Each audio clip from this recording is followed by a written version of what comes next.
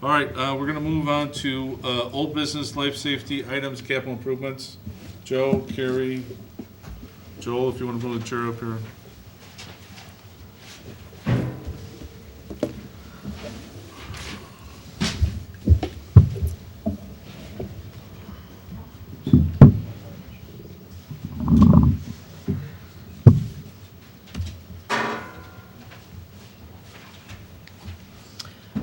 So the purpose of this meeting, of this portion of our meeting, is to review the bids, review what the GMP is going to be for the construction manager, what we're quoting at, and look at alternatives and give directions on alternatives. Am I missing anything else? So what I would recommend to the board is on your computer or your iPad, you can open to page 71 in Board Book, which is the updated spreadsheet that was sent out from Tim McGinnis.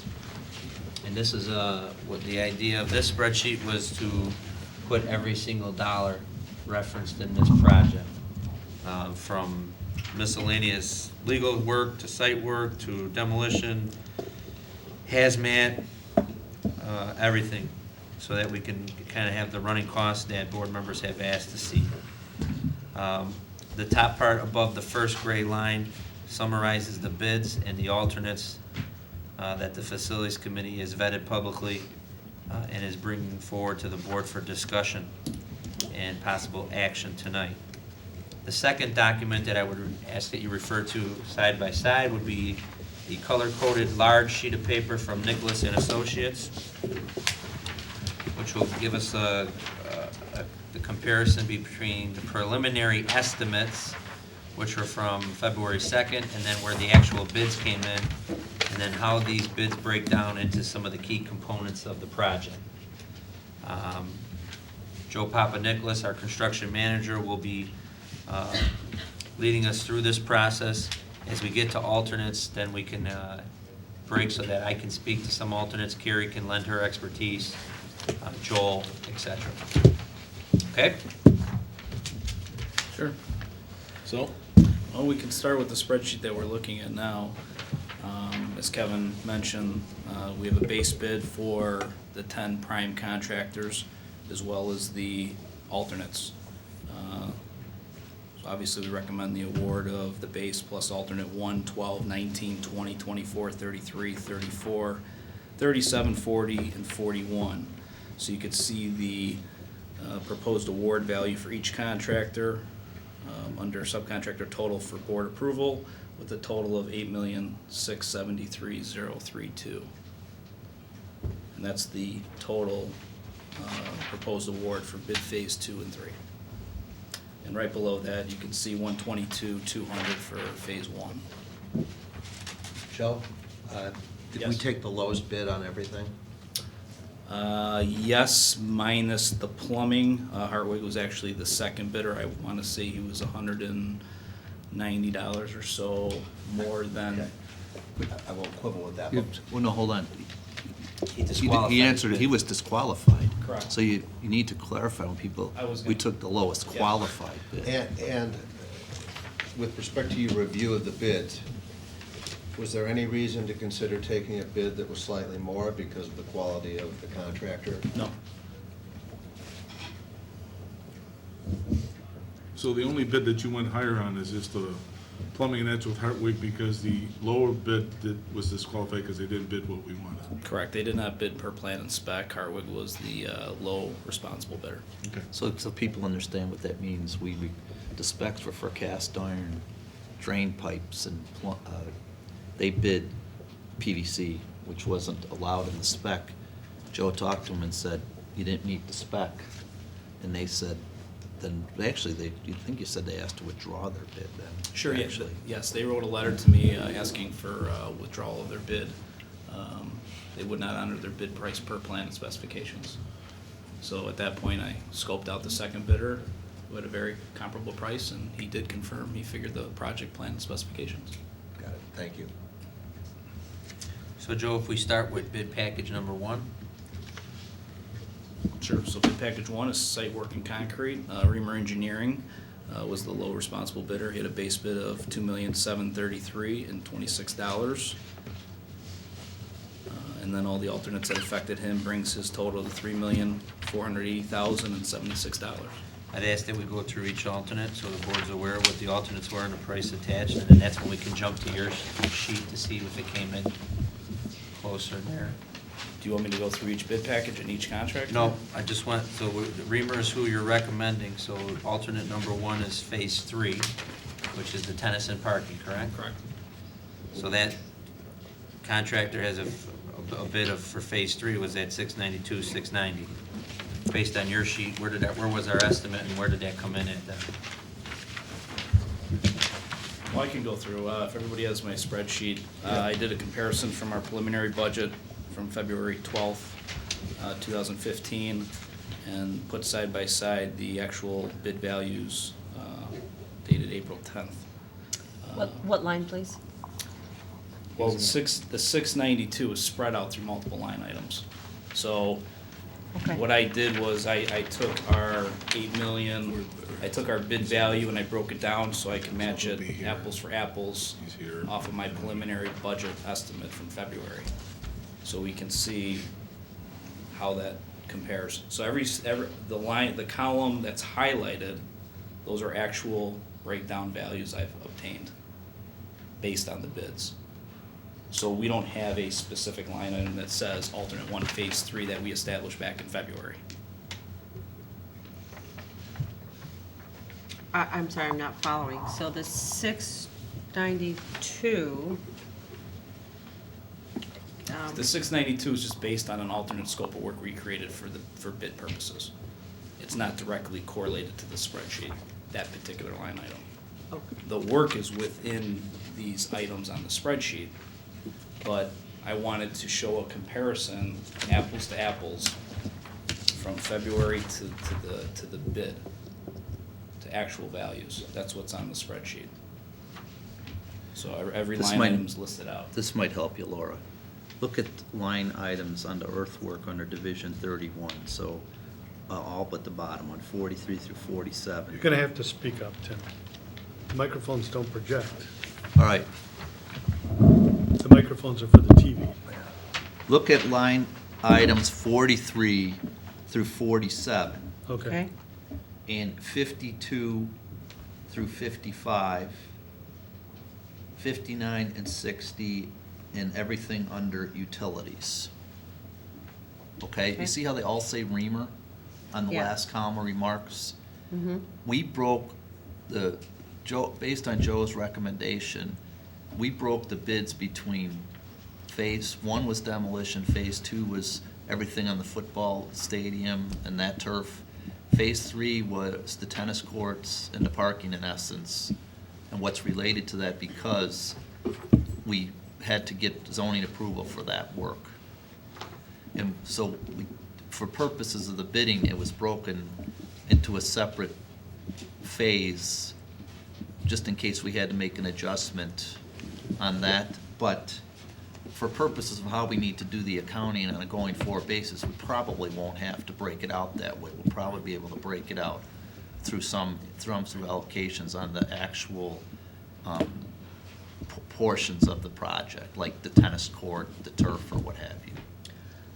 So will everything that says Reamer in the remarks add up to the 692? No, I No, mean, because everything that's on column 1 that says site work, Uh-huh. and it says Reamer under it, Uh-huh. read all the way down to the row that says subcontractor total, 3 million, it's kind of hard. $480,000. $480,000, that's all the work. another way to look at it, this might help, the spreadsheet that we're looking at, the spreadsheet is reflective on the scopes of work that I've created for public bidding. It is not in the same format as the colorful spreadsheet, otherwise we'd have 70 bid packages. So what I've done is I've taken the information from the public bid process and I've put it side by side, because I've been asked to do this, next to what I created in February. Then why doesn't totals agree? Why doesn't what I didn't? Totals From the agree. bids Yeah. to this, well, if you look on the colorful spreadsheet, You accounted for, the 7988770, yeah, and I it- see 8693. okay, the 7988770 is the hard cost, including phase one, minus the bond and minus the allowance. So if you go to my bid tab packet, which is 9 pages, Let's stick the, is there a chance to stick the Tim's spreadsheet? well, I would just want to explain to Gary where the 7988 is derived from. Right, but doesn't Tim show that it backed out the allowances and the bonds? So here- That number's not on his spreadsheet, Kevin. Okay, Because that's down below. okay. Because it appears to me the total all-in is 9.5 million. That's true. Right. So So, you and I asked- thought this was hard cost, It is and I thought above minus- line there is hard This cost. is the hard cost minus bond and allowance. In order to make it apples for apples. Yeah, but bond is, what's the bond here? 101,000, 101. If you go to my 9-page bid tab, which is in board if book you go to page 9 of 9, Okay. Well, I then can't get a total of how much the building's gonna cost. with regards to what? Well, I Applying the mean, bond. if our total hard cost is 8.6, and you're telling me a hard cost here is 7.9, No, this, the only hard cost that exists on any of these documents is on the spreadsheet. okay, so what's the difference between the 8.673, or even the 8693 and the 7988? 869, the 8693 is a number Tim created. The 8673032 is based on the bids, okay? So on page 9 of 9, that is the bid values, which include the 705,000 worth of allowances and bond cost. When you back out 705 and 101,462, you come up with 7866570, which is phase 2 and 3 per the bids. And you add in 122,200 from phase one, that totals 7988770, which is on the spreadsheet, which is the hard cost for all 3 phases. So this is everything, minus allowances and minus bond. Page 85 in board book is the sheet that Joe was referencing. So explain to me, Excuse me, can you keep your phone? so then- I'm then trying to understand this, because, you know, so I have a number here that says 8693770. In there are hard costs plus what? The 8693770, okay, Tim created that number, so that's the phase 2 and 3 complete bid value less phase 1. Well, phase one's in there, isn't it? The No. 122,200's in there, demolition is in there. Correct. That's how it's getting to 8.9. No. The 122,200 is not in the 867,332. I'm looking at the 8693. 867,3032 is phase 2 and phase 3. He's asking about. I was looking at the 8693770 number. Yes, this is Tim's spreadsheet. Tim, do you want to explain how you came up with that number? Yeah, the reason that we had to come up with that number is that's the number that the fee for Nicholas is based on. So the 8693770 was a number that I had to use to calculate their fee. So I had to create that as a subtotal. Because it has to include 1, 2, and 3. So if you look at that number times 4.75%, and you go down to the fee for Nicholas, that's how it's calculated. So if I took the 8673032 plus demolition of 122,200 minus our bond cost, Yes. that would total out to 8693770. Yes, and then that times 4.75% would give you 412,954, which is the number on line 44, or 46, rather. Okay, Which is the fee for Nicholas. so remind me. The difference between the hard cost and the 8673 is what?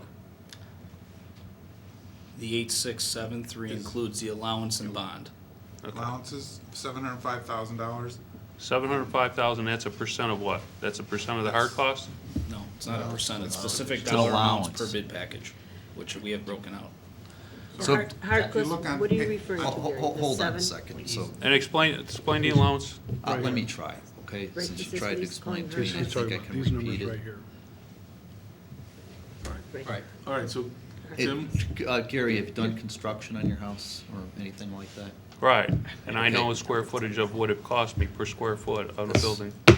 Again, Gary, I'm not trying to be antagonistic, you're asking a lot of this information because you asked for it. Make sure it goes to the total, I had to put it in.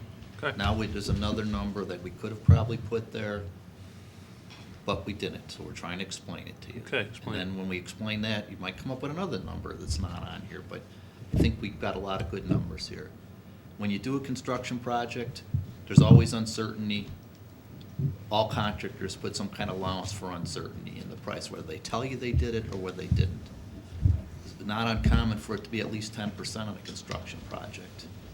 So Joe worked very closely with him, and he wasn't gonna accept just a fixed amount.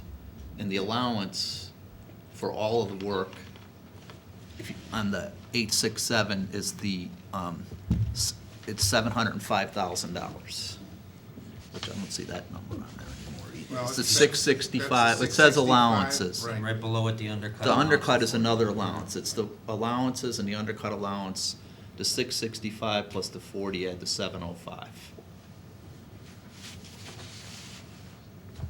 So that's taken out Okay.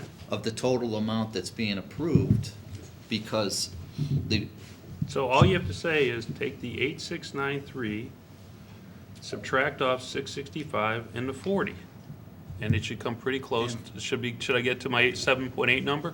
And and the bond. 101,462. The contractors included bonding costs, so they would know what it is. We're gonna take that out because Joe's firm I know, could you're get not. the overall bonding at a Yes. cheaper price, so that was to save money. You are correct. If you subtract the 705, it should get you closer to the 7. The number on the color spreadsheet. So, right, so the 8673 and the 122, which is phase 1, 2, and 3, Gary, less the bond cost, is the 8693, which includes the 705.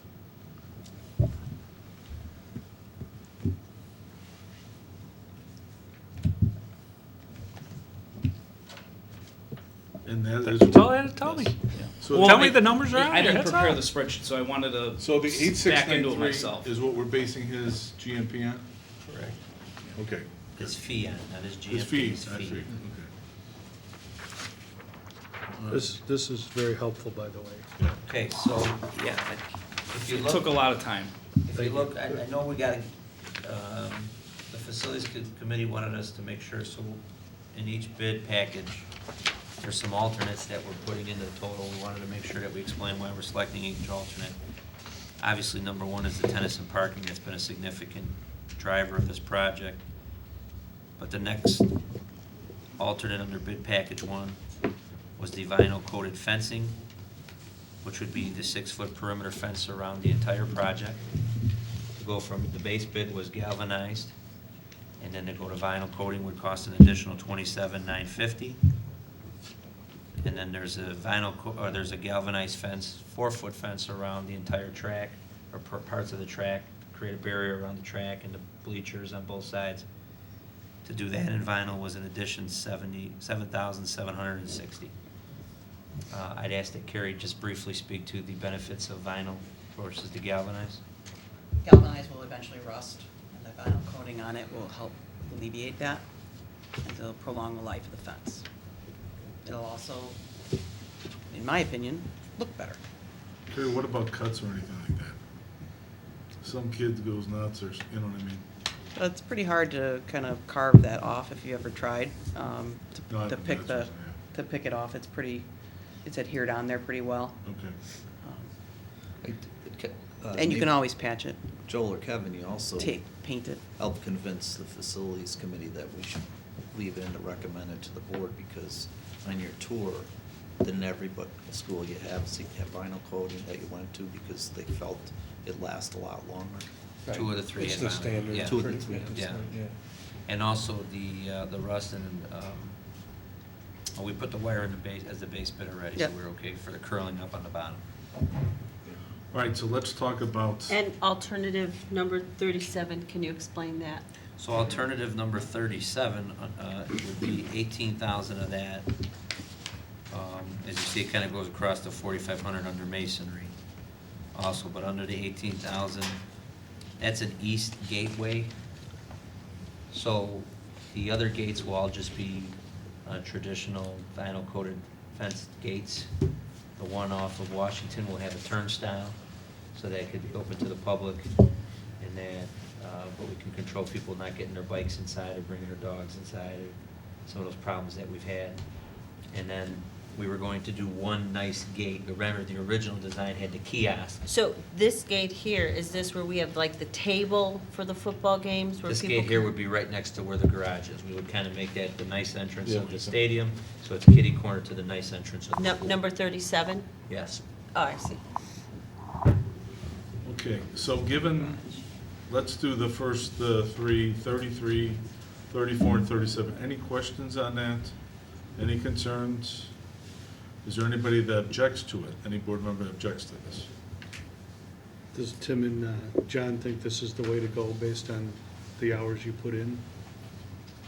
Tim, Yeah, I yeah? mean, it's a good question, Mike. I mean, in all of them, we were looking at weighing the long-term cost benefit on the maintenance, like with the vinyl coating fence, the appearance and the maintenance that seemed to be worth the extra money. And, you know, the East Gateway, we went with pretty, you know, there's nothing fancy in design, so it would be the one location, as Kevin said, right across the school. We thought it might really be worth the cost for the aesthetics to make just a real nice entrance there to, you know, for all the new facilities.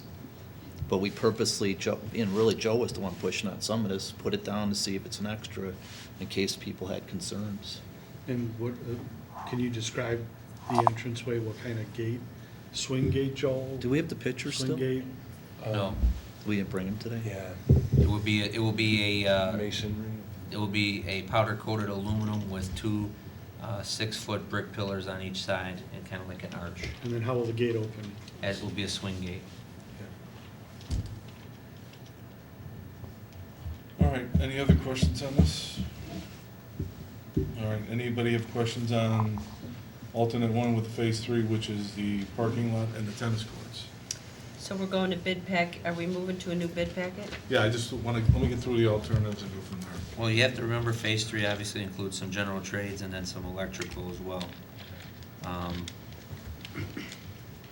All right, so bid packet 2 is masonry, and the alternative that the facilities committee is recommending ties into what we did in the bid packet 1.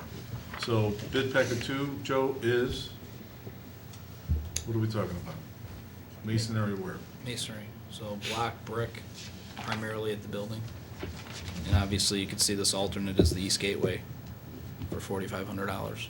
So the alternative for that is, so they're gonna be doing like The piers, the the masonry piers? piers. Okay.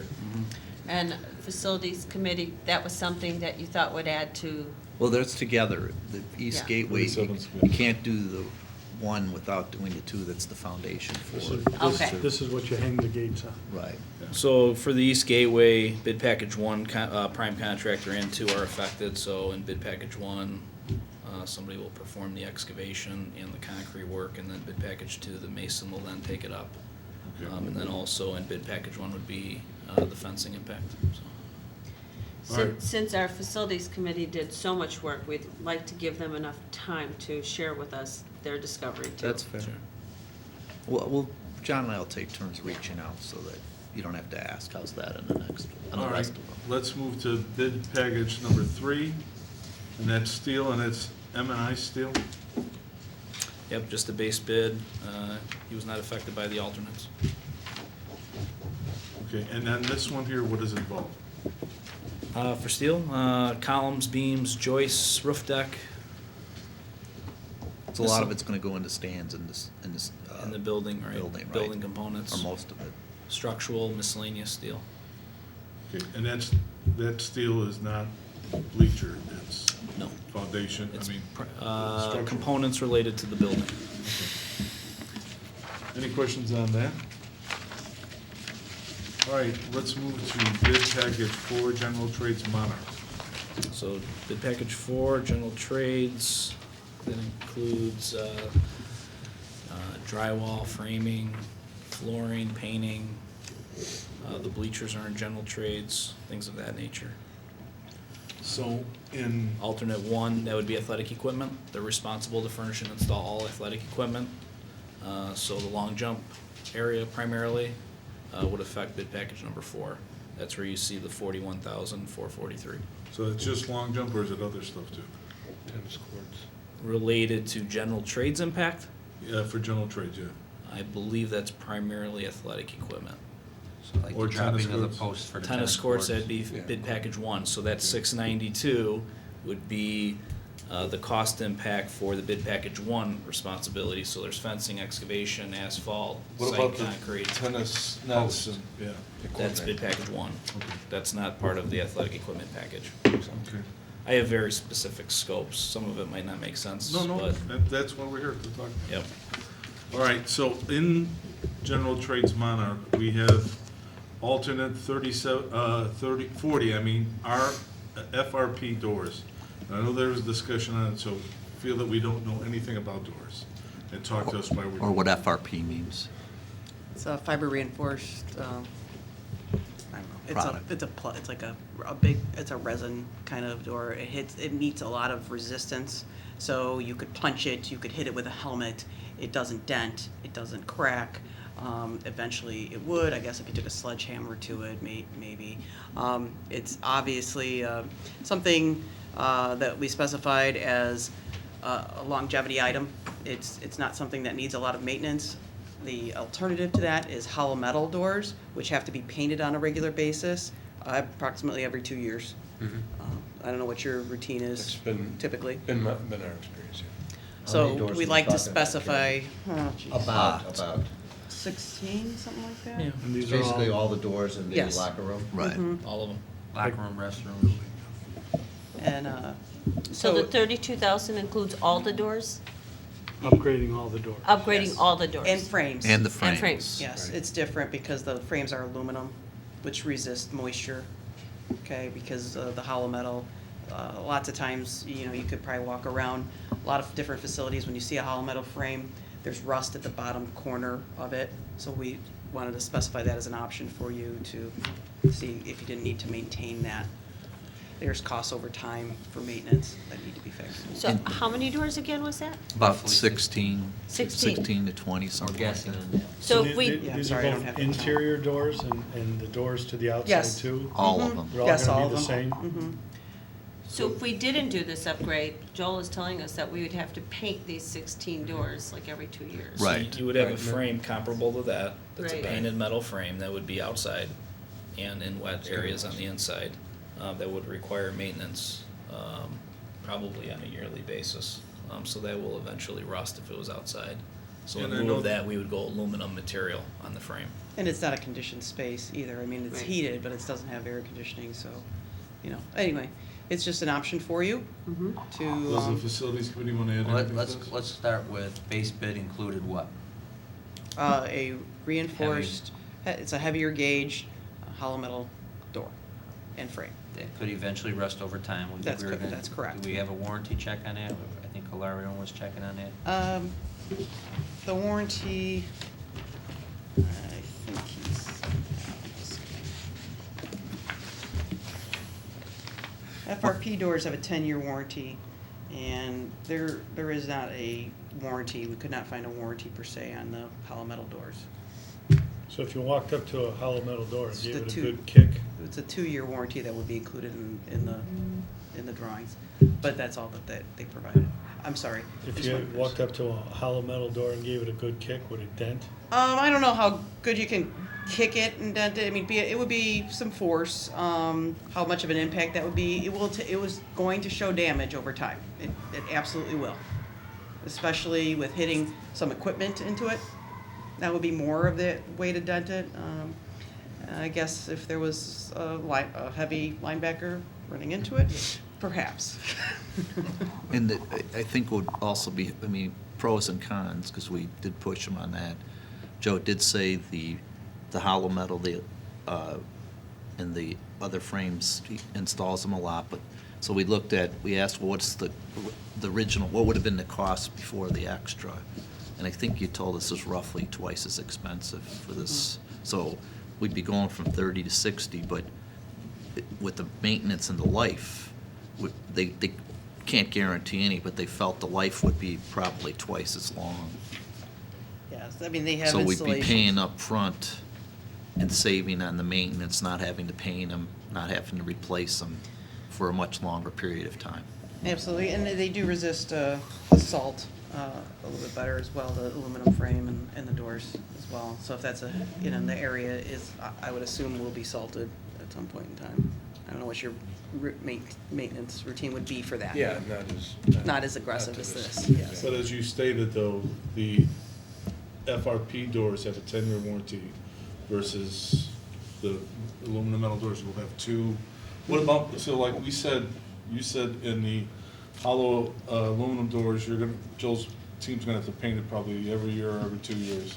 On the RFP, do you paint those at all, or do they hold their own, or what? Yeah, you don't pay, no, there's no maintenance on them. There are, the color's inherent in the material, so Okay. it's, And Joel, have you been in facilities, or have you guys, where they've used the FRP door? Yeah, I mean, we have them here in our building and some in the pool and places that are, those kind of environments that are a little bit more, rougher environments that, they're appropriate for those. Standard? You build 10 stadiums a year? Or people Goes putting both ways, it goes both ways. Obviously, there's a cost associated with going to this type of door and frame, so. Okay. All right, does anybody have any objections to this alternative? Any questions on the general trades bid package 4? Okay, let's move to bid package 5 roofing, Olson. So that's just a base bid encompassing the work at the existing facility here, as well as the new building across the street. So Carrie, for the existing building here, what roofs are we targeting for this? the ones that are basically above the cafeteria And the area, kitchen. kind Yeah, of. the kitchen and above, like RBTV, the, Library. Trying to the- think the what's library underneath. and He knows a the little bit art better than I do. area. I know the roof sections. About what percentage of the roof is that? not Small. A tenth? 10? in that range, I'd say, yeah. But that is the areas. That's that where we you said- experience the most leaks. That's yeah, most no leaks. question. Where did this part of the roofing fall on our life safety chart? It's on our life safety. It chart. was do it now. Do it now? It's That was the leaking. immediate need. It's leaking already. It's the immediate, so it's an A? It's Yeah. a. It wasn't an A, it was a B. It was a B, but- because But it- still. But yes, it was a priority in B. But we'd be in B. But if you go into a heavy rain, and walk into the TV station, Okay. there are not Yeah. buckets, there are 55-gallon drums. But part of that 744 is the roof If on you- the Both, yeah. building if you across look the at- In the That's new- correct. In the new building. If you look at the And color And sheet, you allocated that on the color sheet. right, the color sheet on the bottom, 515, is roughly for the high school building. And then the remaining of the numbers for the locker room roof and the roofs out. That reminds me of a different number, though. Aren't we getting a grant for part of the replacing the roof here? We already received $50,000 from the state. But it's gonna be, it was for this roof we're looking at, right? So we can toss in another Toss it as another credit. $50,000 savings because we got So- the money from the state. Carrie, in facilities committee, so where the locker room is the roof gonna be pitched or flat, or what is it gonna be? It's pitched. Pitched. It's pitched, and what are we using for? Shingles. Shingles? Mhm. Asphalt shingles? Yes. Don't we have the drawings? Okay, and this is part of that 744. Can somebody go get it? Yes. Okay. Would they want So- to see with the roof? Yeah, he's asking what the roof looks like. So how are we gonna account for the grant? Because that's a savings to Yeah, us. right. Yeah. So, what they're, again, to be perfectly honest, and we've all talked about it, is you're looking at four different sets of numbers and try to organize them in two different ways. Okay, and Gary's right, we need to break it down by component at some point.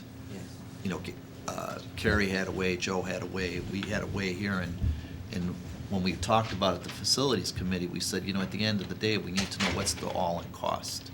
So it was Joe's cost, Carrie's cost, Tim tried to drop in everything else, and again, like everything nobody thought about before, what we did put in, as you can see, a savings, the naming rights, but we never, at the time, we didn't think about, hey, we also got a grant for the roof. So that can be dropped in, and, you know, whatever this bottom line number is right now, on the 9,535, it's gonna go down, so it'd be 9,485, because we just forgot to put that one element in there. But I will say this, we've been as diligent as possible to make sure we get all the costs in there. I don't think we were, you know, the naming rights were on people's minds, but the other grant just wasn't at the time. I just don't want to lose that, No. because that's a benefit to the And school. Kevin sent Joel down to show what the roof's gonna look like for the locker room stand. So, Carrie, what, I'm sorry, yeah, go our ahead. shingles, how long is that gonna last?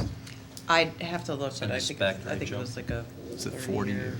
or 30, 40 year, I don't recall off the top of my head. Are they going to be able to I know we went from the metal roof to that. Well, save what money. we've believe is that they would last as long as your bleacher structure. That was the intention. Okay, so we don't have to worry about switching them out and having stuff in the way. Which the bleacher structure was predicted for 50 years. That's what the manufacturer said, not mine, but that's what they said. They said obviously it'd last, you know, probably longer, but that's what they were saying. So are we gonna have problems replacing those shingle roofs if No. there's space in between? or- There is space in between. We make sure that there's space so that if there is a repair needed, that someone could get in there in that interstitial space and provide, you know, some repair room for that, yes. So the bleachers are at least 50 and the roof is at least, Well, underneath there, the roof is gonna be, if it's a 40-year shingle and it's protected from water and sun, it's going to last a very long time, because those are the two elements that deteriorate a roof. Joe, what did we So- spec though in the age of the shingle? You spec, I don't do recall. you remember? I think you said 40 years, but so we're not losing that much that have gone to the shingles. Oh, no. On life. Most of On life. most of the roof was covered by the structure. Watertight bleachers. Okay, just, All right, we're gonna move on, and when Joel finds it, we'll come back. It's gonna look like a black and white shingle. I know, so it's gonna be a black and white change. Any other questions on roofing? All right, let's move to bid package 6, plumbing. So this is for plumbing, I guess, Yep, related to the building. and it's black cast iron, right? Pipe? The 315090 is per plan and spec, which includes cast iron for building underground Okay. and above ground. So they will be, this plumbing, so let me ask you a question. For this part of the bid for plumbing, does that include locker room and water retention also? No, just building. Okay, just building? Yep, Okay. interior building, stubbed out to 3 feet, outside the building footprint. All right, I think Joel found it, so it's a black right here. All right. You're the one that said that. All right, so if you want to hold it against that, so everybody can see it. Yeah, essentially, this is the profile of the entire roof here, down in this, in the lower right-hand corner there. Thank you. So you can point. And essentially, the shaded area is the roof area that's being replaced. So it Oh, really for is. the high school. High school. For the high school. Yeah, for the high school. Do you have, he wanted to see what the roof looked like on the other building? The architectural. No, the new stadium. The new one? Okay. All right, so you look at that. Any questions on plumbing? So, if we look at the colorful sheet, does this sheet show us that once the bids came in, actually the price went down? Yes, So I just wanna, and we added scope, yes. okay, so I just wanna point out some of the positive things that happen when we get Joe. bids. It is a positive thing. You're absolutely right. Joe and Kevin, I think there was one suggestion you had at the facilities committee meeting that I think you wanted to bring up here was, we wouldn't have realized it except for the same question that Ed asked, who was the low bidder, and the bidder who had to withdraw because they didn't spec cast iron drain pipe, priced it at $100 more or something like that to do plastic. So one suggestion you had is to talk to the engineer and see if it made sense to,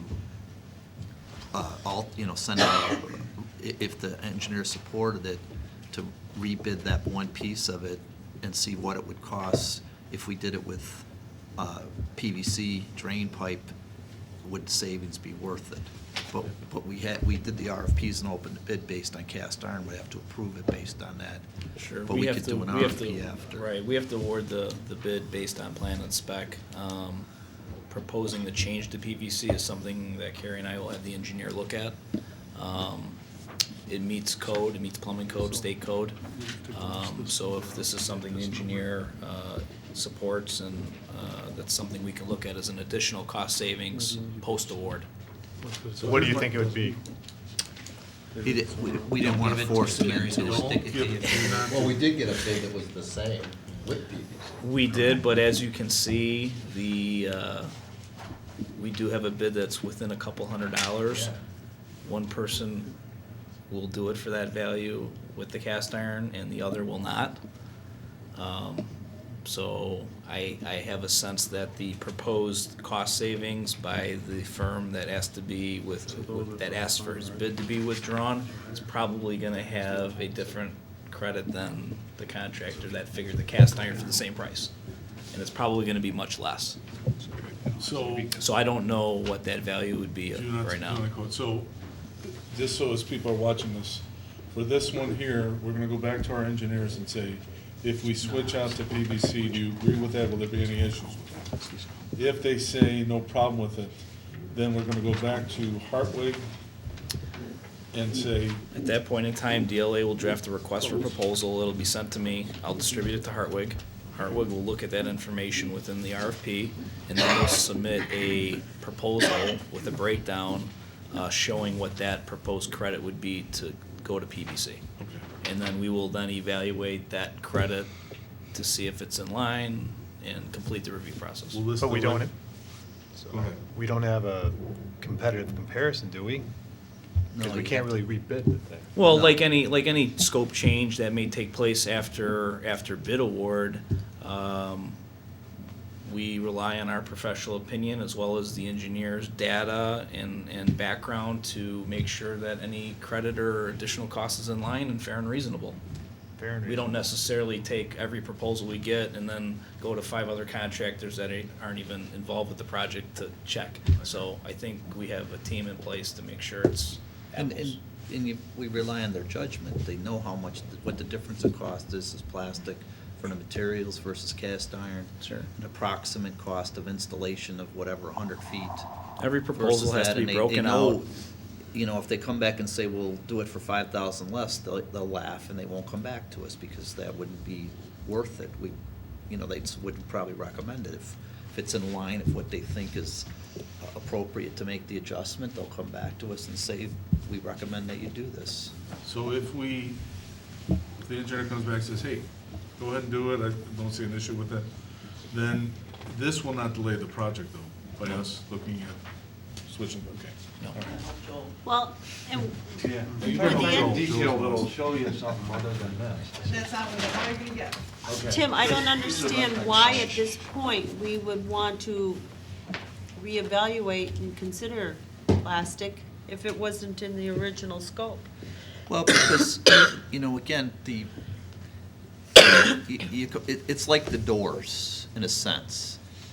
Again, there's so many alternates that our architect and our construction manager thought of.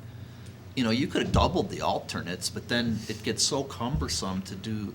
It's kind of like, and you're doing the analysis, why did we forget to put the grant credit in here? We all knew about it, we forgot it. So the decision at that time was, we're not gonna put another alternate for the plumbing, but when the bids came in and literally the exact same price was offered for plastic and cast iron, Joe said, maybe should take advantage of this, and even though we bid it on cast iron, and that was spec, and that's what we have to award the bid, see if the engineer says he could support it, go back to him and say, hey, it's just, there's things you do at point in times, and there's alternates you do, and sometimes I guess I would say, I didn't ask you there, but I'm sure you were pretty surprised that the bids were equal for the two different kinds of product, Joe, Yes, right? I But was. what is the better, I guess my question would be, what is the better choice for that type of building? There's pros and cons to both. I know Okay. I work with certain districts that only want PVC, and they have their reasons, and then other districts want cast iron.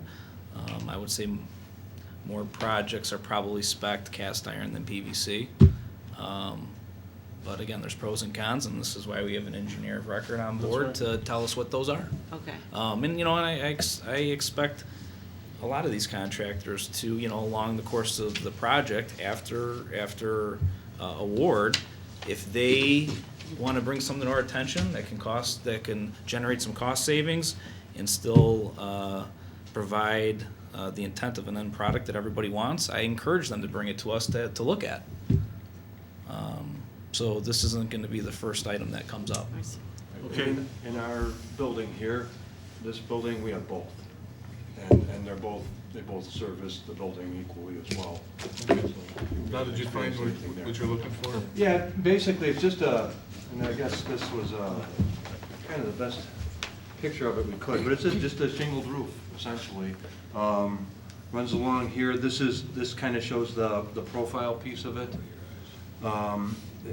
Coming from both the north and the south, what you would see coming down Washington or down Rockefeller there, and yeah, it's essentially a shingle roof, and with a good portion of it going to be under the bleachers. Those are technical drawings, so they're I not know. very. I know.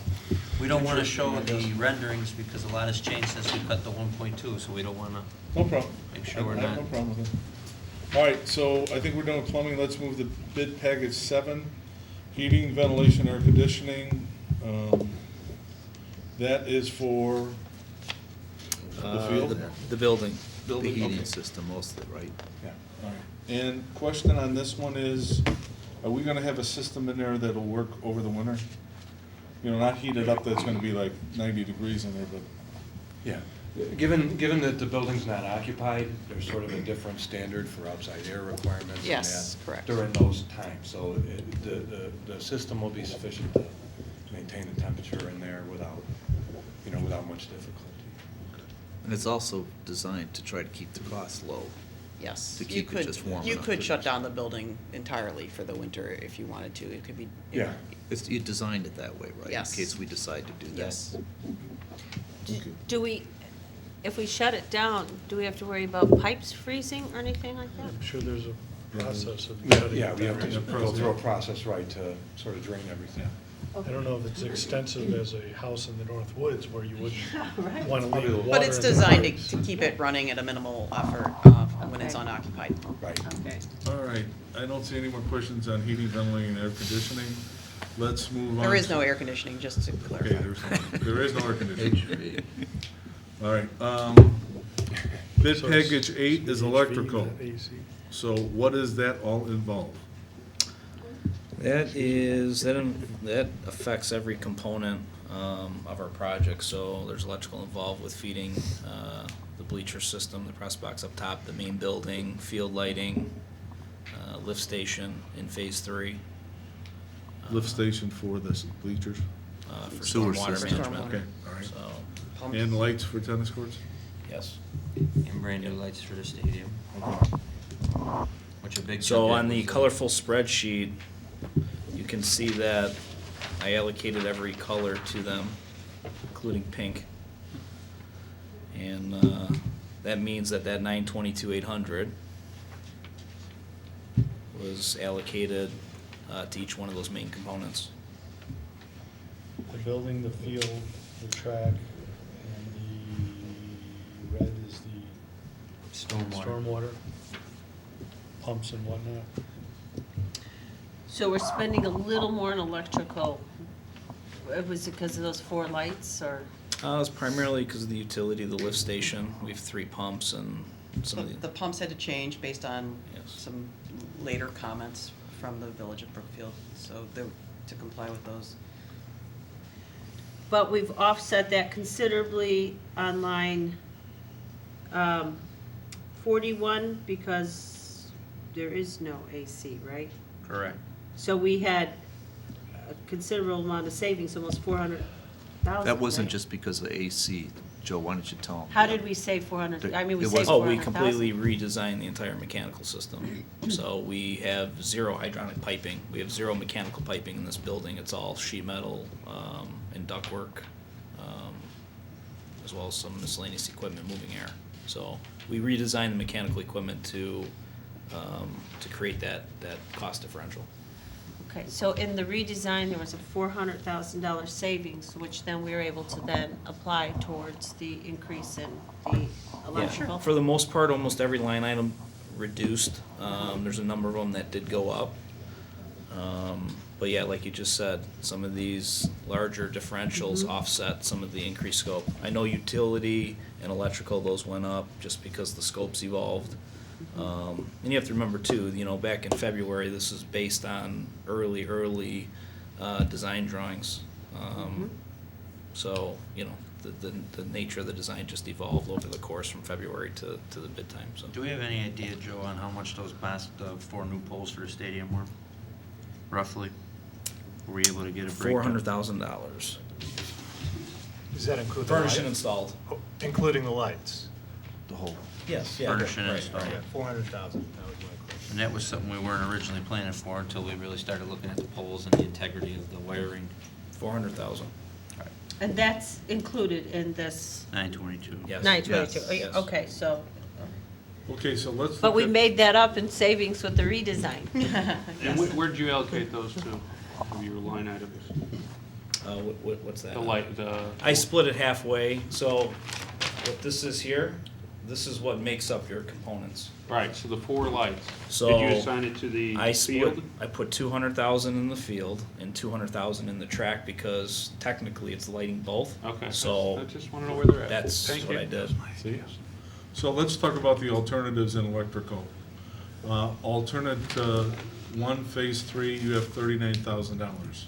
That's the What is lighting, That's the- lighting for the tennis court. that's the lighting for the tennis. That's lighting for the tennis courts? Okay. And then you also have alternate 41 video and data fiber lines, $12,000. Before Gary Prokes comes running through the door, this is his request so that the data cable lines can be run and conduit run from this building under the stadium. I thought under we the already track. had that. Is that pipe in there? I thought that pipe's already there. The pipe's there. Pipe's there, not the cable, so now it's to pull the cable and to provide the cable. It was going to, what would have been the alternative if we don't spend the 12,000? We have Wi-Fi there maybe? We had to have some data cable because there's gonna be a small server there to run the security cameras. Overseeing the back of that stadium and some of the dead points by the parking lot and tennis courts. So we need to be careful that we don't damage that pipe during excavation and such. I don't even know where that pipe is. I don't think that there's a pipe present. I think we're running a new raceway. Yeah. Yeah. So- I know we are. So do we know if there was actually a pipe from No, the, no, we don't. No, From the 06 We won't know project? that, and we couldn't find anything on the drawings that said that. Our base bid includes an empty raceway for these cables. We looked to see what there was there, A but new who knows what raceway. we'll uncover when we take off the carpet. Okay, does anybody have concerns with any of the alternates on bid package 8 electrical? Just a quick question. Is there electrical service to the track or the field at all? There is. Yeah, he has. Some kind of outlets? There's outlets along the face of the stadium, and I think there's also some posts further down in the, like, sort of at the end of the sprint way. Right, so they can run For their timing. Yeah, automatic for the timer timing and all that equipment, stuff? yes. Sure. and we have, from a prior meeting, the lowest seat sufficiently high enough for a wheelchair to sit and actually view over the people? Yes. 4 feet. Our Yeah. code just under 4 feet. 4.5. Right. I thought it was 5. Yeah, it was close It's to enough to 40. have the small roll door on the front of the bleacher. Right, it's 4.5 feet, I believe, off of the floor, off the ground floor. Okay, all right. Any questions on electrical? All right, let's move to bid package 9, track surface. Can I make a suggestion? Sure. I think we should do 10 first and then 9. Okay, I think so it'd let's be go to bid smooth. package 10. Synthetic turf, this is for the football field. AstroTurf is the contractor. You want to talk about this? So we had, we did a committee back in, before the first of the year, we had 2 representatives from Nicholas Joe and then his flooring and turf expert. We had Carrie and Ilarion, so two representatives from our engineer, our architect firm. Three. Oh, Joe, okay, so we had architects, engineers, construction manager, head football coach, head soccer coach, Joel, athletic director. We met with Field Turf, Shaw, AstroTurf, and Kiefer, and we reviewed all 4 of their samples. Then we took another committee this past week to do 3 site visits to see the 3 lowest bidders and the most used products in Carrie and Joel's products. We went and saw Field Turf High School, we went and saw Kiefer High School, and we went and saw an AstroTurf High School. And the group unanimously agreed that AstroTurf was the best field, and they had the best field when walking on it, and talking to their athletic director.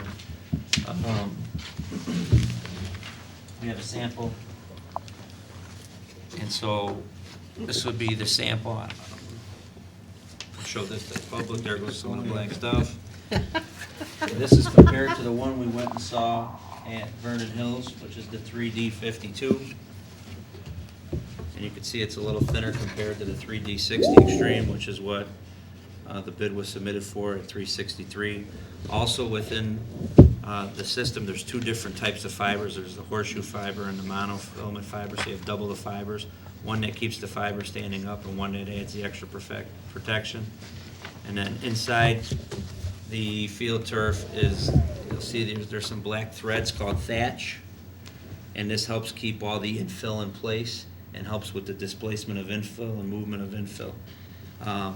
And this was one thing that we really liked because there was some concern.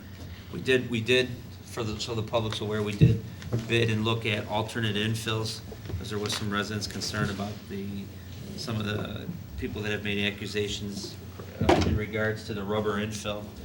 And so we did our homework, we talked with people on that, we talked to the different companies. We looked at the EcoFill from Mondo, which was roughly about an addition, it's one of the bids in the package, but it was like an additional 130 or 140,000 for the EcoFill, which is ground up water bottles instead of from rubber tires. So I did speak with a researcher at UIC that a community member asked for me to speak to. She said that there was some interesting research on it, however, that there is no formal conclusion, nor has the EPA released a formal conclusion that any type of chrome rubber is a cancer-causing agent, and this is still what all the pro and college facilities are majority still using. And Joe also said that all the high schools he's still installing are still using the chrome rubber. Okay. Joe. I was at that meeting. Tim, were you at the meeting? At the football field meeting? No. This thatch works real good because, Joe, when the current field we have right now is heavy movements or heavy areas, that infill starts migrating out, so you have to keep on bringing it in where the thatch is holding it in more and higher. Am I right? Yeah, and also too, it holds it down during play as well, so it's not splashing up in everybody's face. We also, Some of that exposure concern might be. the bid also included, was spec'd at an 8-year warranty, which is pretty much market standard. This vendor does offer for a slight increase, which is something similar to the PVC. Instead of being a credit, could be a slight increase. I think it's like roughly $15,000, where you can get a 10-year warranty, and your synthetic turf would be manufactured all in their warehouse in Atlanta, Georgia, which would then make sure that everything is cut out and placed in the warehouse instead of having one of their certified installers out in their field with the outdoor conditions implementing it. All right, is there any questions just first on the field turf. Yes, Kevin, so the 3D60 Extreme versus 3D52, is it thicker or is It's it? they 8 more grams of density on the fibers.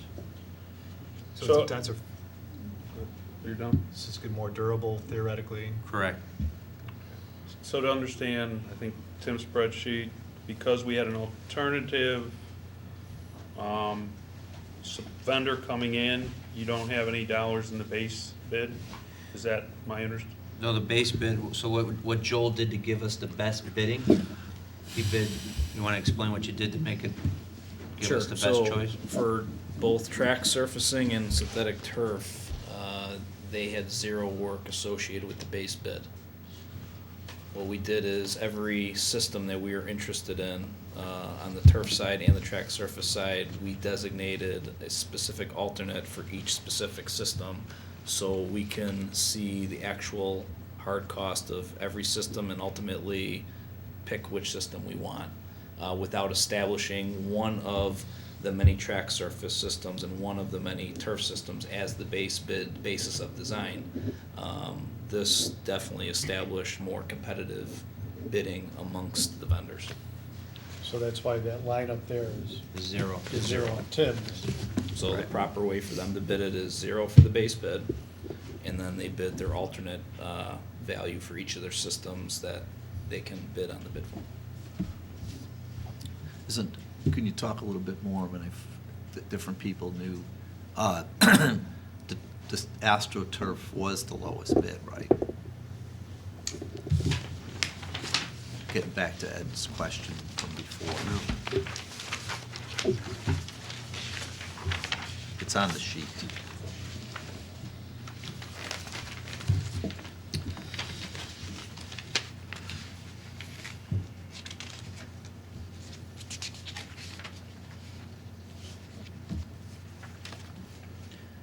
Kiefer came in at 346, right? Well, it's hard to do that with the turf and track surface because they're not bidding a apples to apples Right. scope of work. So they're bidding each of their specific systems. So to say they were the low turf bidder across the board, 'Cause there are other stuff. A12 is not the lowest turf value. Gotcha. We had them each bid their best system, and then we had one alternate for the eco-fill, and then we had their second best system. The So other, the eco-fill for Kiefer would have come in at 5, was 40. that the A10? Yeah, the one that's 500. 594,465. So And AstroTurf were recommended is 363. so, and the quality of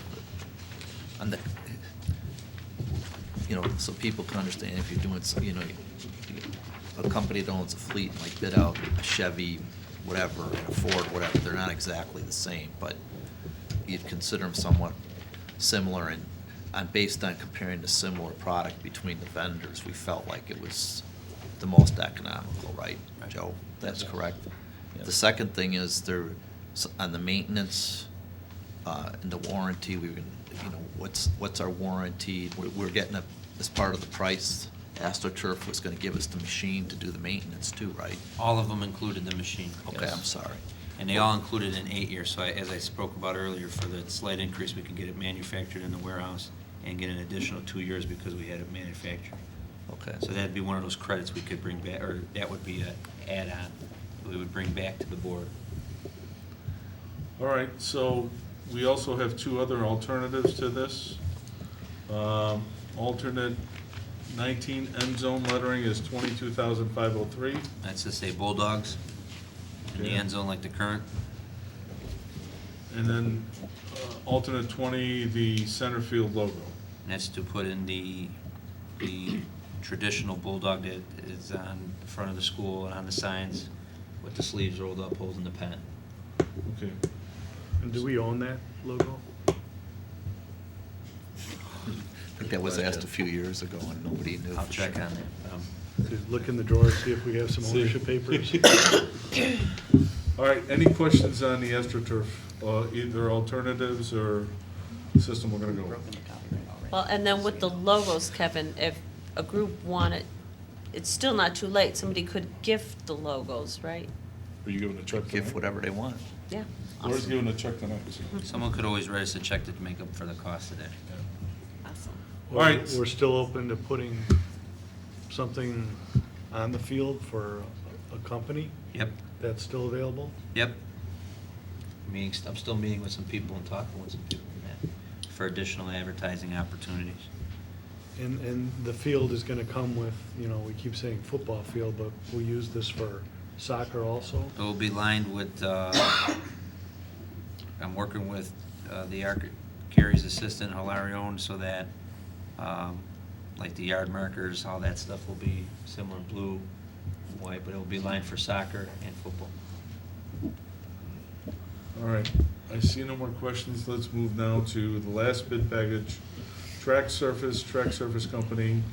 Alternate is $311,000. So what does this involve? The board got a handout in the board packet. It's on page 74. And then Dr. Keen's done some additional, so similar to the field turf exercise, we then had a group after January 1 with board members, architects, engineers, head track coach, girls head track coach, boys head track coach,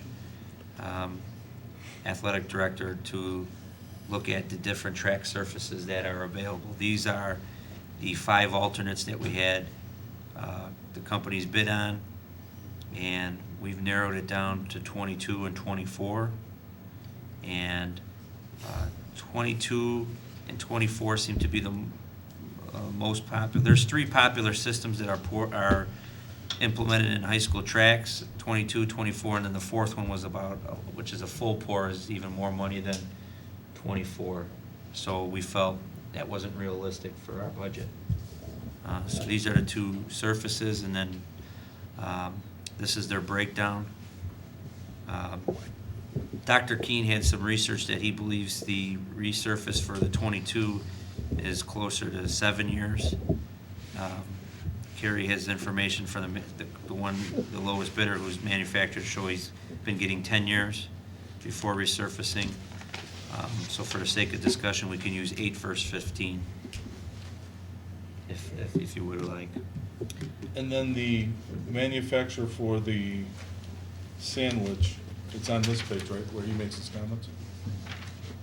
Yes. Okay. And what's the manufacturer saying from sandwich? Well, they're both pretty comparable. What we didn't know when we created the spreadsheet was that both systems have experienced flooding conditions and have sustained well. That's So new from Friday. That is new from Friday, correct. Originally, we heard the Yeah. one system that's less expensive was more of a Right, but we recommendation. recently, Okay. exactly, we recently found out that Valparaiso had a condition Okay. that it was underwater for 2 days and it survived pretty Okay. well. So that kind of negates the comments that we were originally talking about, because they were saying that one had experienced those conditions and the other one did not. So now they seem pretty comparable in that respect. Okay. The rest of it is, certainly an exercise in math that you can do to determine the expenditure and then the years that would be provided by each system. And certainly, it would seem that the sandwich one would have a longevity, a longer life cycle with just one resurfacing. And then the other one, the matte base and structural spray, would definitely have to be resurfaced twice in that same time and would only last 25 years. Carrie, I have a question for you. It says that the sandwich, and that TV sandwich is this. Right. Looks kinda like a piece of pizza. Mhm. The coaster, John calls it, the cheaper one. But it says here that it was the second recommendation from the product manager. Has that changed, do you think, in light of now that we know that there's been flood experience with the sandwich? I don't know if that's changed with the manufacturer, but he said that was because I don't know if he even knew that was at Valparaiso, that they had Okay. experienced that flooding. Just Where does the first and the second come from? the manufacturer. No, but I mean, why did he, Because the thought process that he discussed with us was that was a more porous, a completely porous system that would allow the water to evaporate. Okay. And then this one has kind of a non-impervious surface on top of a pervious surface. So he thought that would be, the coaster, if you will, would be better for I'm that just situation. trying to figure out how much weight we should put behind these recommendations. I don't think very much. I Got think it. this is basically, should go down to your performance selection. Got it. Floor's yours, John. Well, so we understand this, since this is on the board book, and I don't know the other one is. I can't hear you. At the end of the day on your chart, Gary, you're saying the projected total cost over the life for the coaster, as John refers it to it, the blue one, is $354,000. And the projected, life on the orange, or the, what do we call that color? Sandwich. Sandwich. What color you calling it though? Red. The That red, is sandwich. the sandwich, is around $500,000 $479. to 507. Right. So I rounded it up. But, And sorry. so, but the other, a life weighs, the 354, I mean, if you took it on a 25-year life, it's like 14,000 a year or something like that. And the Sandwich. 500, say, on a 30-year life, say, is $15,000. Did I do that? What's the right number? It's close. 500 divided by. 17 versus 14. Yeah. 17 versus 15. 14. So if all these numbers came out perfectly, which we know they won't, you're talking, if you're looking over the life, Couple bucks. couple $1,000s a year more for the sandwich, which also is considered a higher quality product for the athletes, I understand, right? That's correct. Than the coaster, because it's a harder surface. Correct. But aside from the resurfacing and all that, what about, Joel, the annual maintenance as far as what your crews would have to do on it? Does it vary? Not that I'm aware of. Okay. The current one we have is a latex one, which requires a lot. These both are a vast improvement over what we have now. And I recall there was one other difference I don't see in the chart. The sandwich, don't they restripe it They for do. free, and the other one they That's don't, included right? in the bid, right, because some of the granules loosen after the first year, so then they come back. So it's just kind of like having your oil changed after Yeah, the it's a car runs refresh- 1,000 kind of a miles. It's refresher. not Mhm. because of maintenance and saving it down the road. No, Okay. they just realize that it needs to be done after the first season of wear. Okay. All right, so given we have the alternative that the facilities, How delicate are these tracks? I mean, we have kids on bikes, kids running around on skateboards, we got kids, doing things at football games. How delicate are these surfaces? Well, hopefully you've got a fence around all of that now, so that would change. Not during football games. Yes, we do. So we're not gonna allow people on the track at football games. No. That's why we put the fence in. And good practice, which we'll go through this in the owner's manual at the completion of the So project. it's gonna change the character of a football game now, where you don't have kids playing out in the area over there, huh? It's gonna change the character, huh? Yeah. And good practice is anytime you cross the track, you should put down some protective mats. And where's the main entrance? Which side of We the have field? 3 main entrances. So on a football game, they can get in off of Washington, they'll get in off of the north where they currently do, and then they'll get in by the garage. And they're not gonna walk across the track. No, the way we set it up was so there was like an 8 or 10-foot runway. That's all, and it's all been in the plans that we've been showing for the last several months. Per the installer too, these tracks are much more durable than our existing one. The installer really didn't express any concerns about some of the things that, you're talking about, the traffic on it and the people on it. And then, in addition, as far as the track goes, as far as bringing bikes and stuff like that, and we will have the So turnstile as feature I now. recall, in a football game, the stadium seating's typically full, and there's probably about 150 people meandering typically on the track surface, standing there and watching the game.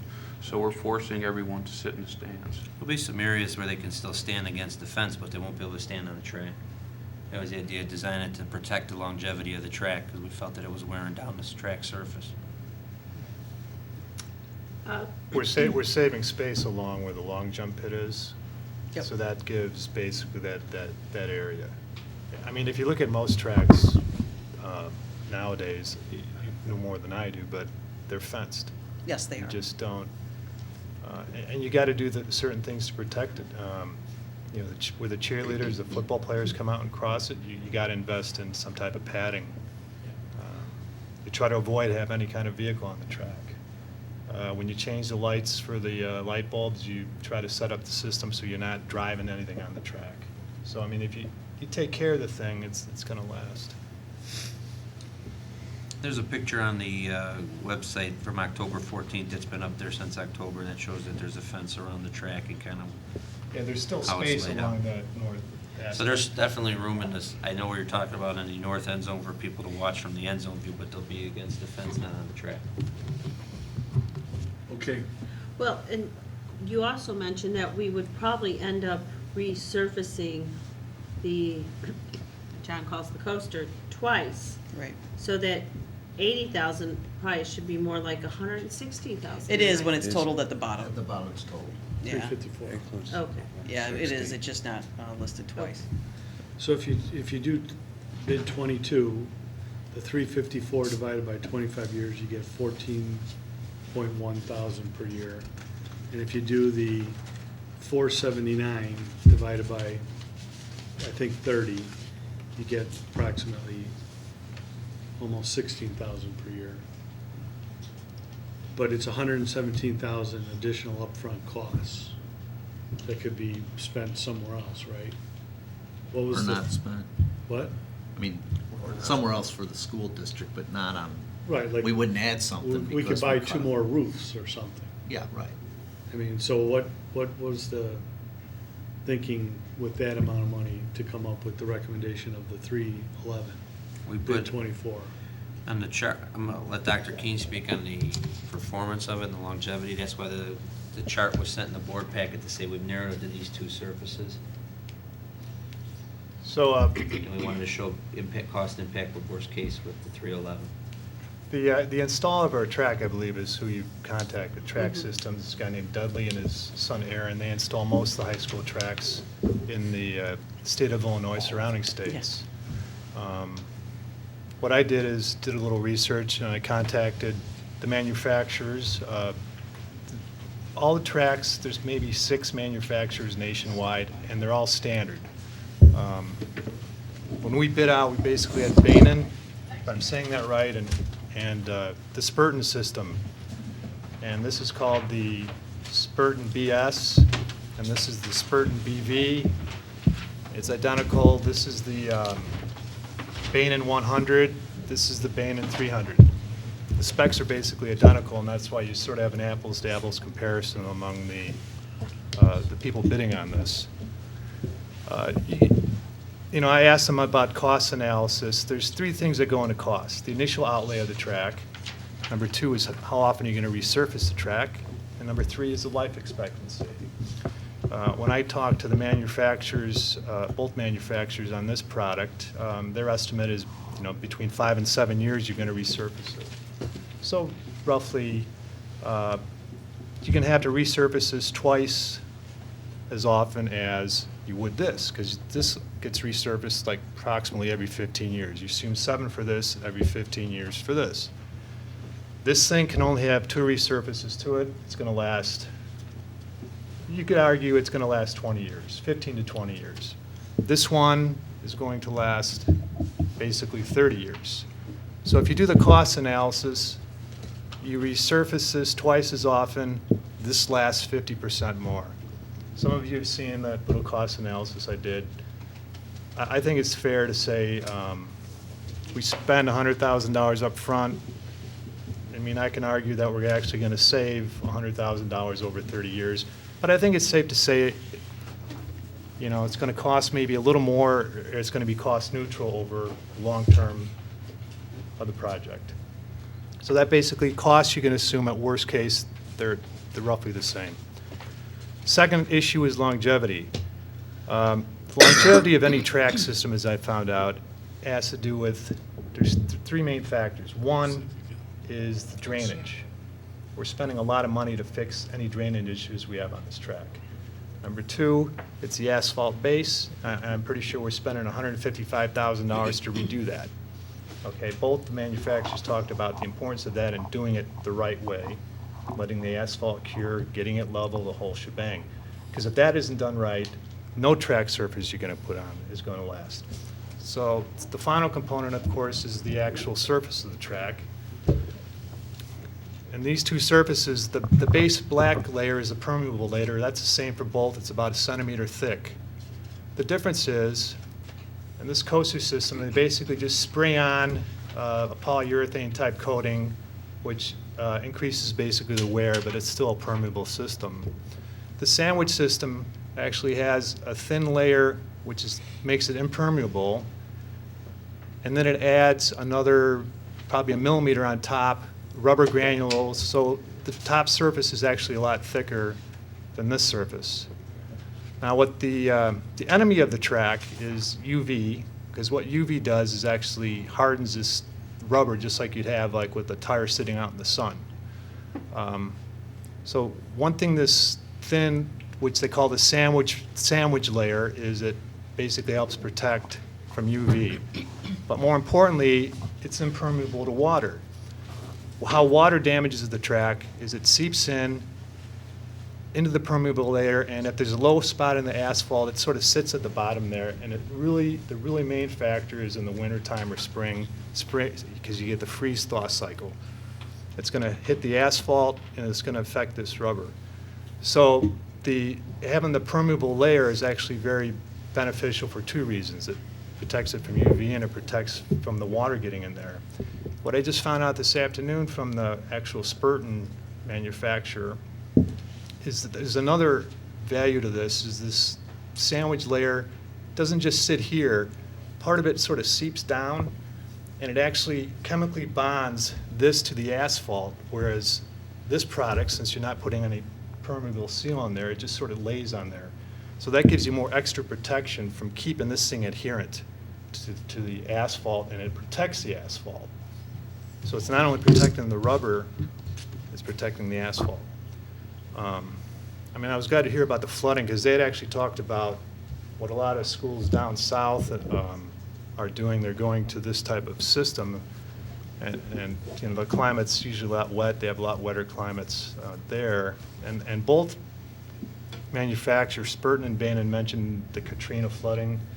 They've had issues. I mean, they've had tracks underwater without much problem. So the sandwich product, they say, you know, they've had experience with it where it will, you know, they say that if it's underwater for a day or two, no big deal. So finally, so we hit cost, longevity, and the most important thing I think is the performance aspect. It basically is the cost is the same if you base into account the increased longevity is the performance of this track. And you can feel, you know, since it's the top layer is thicker, there's better traction on it. But I think the most important thing for athletes, and especially young athletes, is the protection from shin splints. I mean, that's been a serious problem with their latex track. I've run on that thing, and I won't run on it anymore.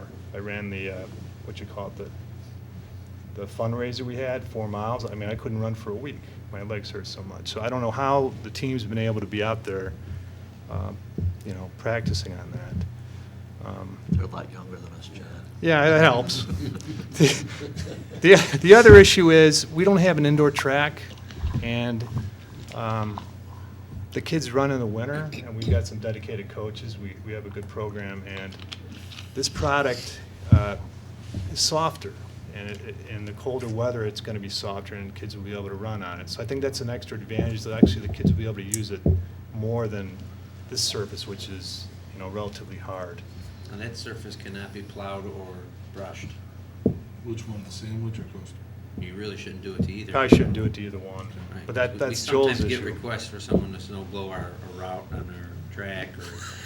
Either But way. they don't understand, then they want us to resurface it every year, so we wanna make sure they understand that. So Joe, let me ask you a question. On your installation with tracks and everything, is it coaster or is it sandwich?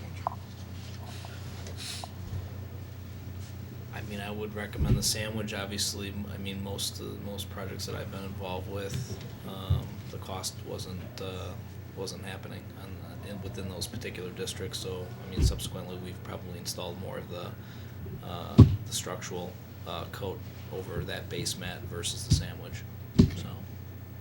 If- Any other questions? for- let me summarize, just one last thing. But the cost wasn't analyzed, I will say, like you just explained it, which was very thorough. That was well I was an done. engineer at one time. That was well I done. still am an engineer. But anyway, the thing that, I appreciate all you guys thinking about this and looking at the numbers and stuff. We're spending almost $1.1 million for drainage flood control. We're spending $150,000 to fix the asphalt. I think it's a good investment, actually, to put a good top surface on this thing, because we're basically getting a much better product, basically for the same price. And assuming we have intelligent people here on our design, that we're not gonna trash the track and taking care of it, I think it's totally reasonable, especially talking, because the one concern was the flooding issue, and if Valparaiso's actually had the thing and that's great. I really think they should give us a higher warranty, though, because, we have getting new drainage, we're getting new whatever, they should warranty it for a little longer. That's John, my only suggestion. can you clarify one thing? I know you did your own analysis, but from my way of thinking, and I saw yours, I'm relying on what we hired Carrie to do their sheet. They're not showing it's equal the price. So I missed, They're not showing what? they're not showing that the cost of them are the same over the life. Well, I think maybe my assumption is that this thing was only gonna last, well, one of the Bana guys said basically that this thing basically gets fried from UV, it gets so hard, plus if the asphalt underneath deteriorates, it's only gonna last 15 years. I think their assumption maybe it lasted 20. So I think it's fair to assume, So, but they're saying yours, the life they're saying is, they don't have, I doubt if they have any that are 30 years old, right? oh, no, this has been in service, the sandwich for 30 years. It has? According to manufacturers, yes. Okay, but, so they're saying that 30 years, they're comfortable with the 25 on the, I think 25 is, from what I talked to with the manufacturers, is, I mean, that's basically Dudley saying that. I think it's a little bit optimistic. I think getting 20 years out of this is, you're lucky. I mean, for the same reasons, you don't have the UV protection, you don't have the water. The water seeps in there, hits the asphalt, hits the rubber. Dudley's just the installer. Dudley's the installer, I talked to them. Dudley's pretty much done every track in the local. The manufacturer said he likes Dudley, he does a great job, and that's good to hear too. So could you just reconcile under bid 22, the life expectancy of 25 years versus 20 years, and the resurface after 8 to 10 years and 7 years? Who can tell me what the right numbers are? Spurton, this is from Track Surfaces Company. You okay? I hope you got it.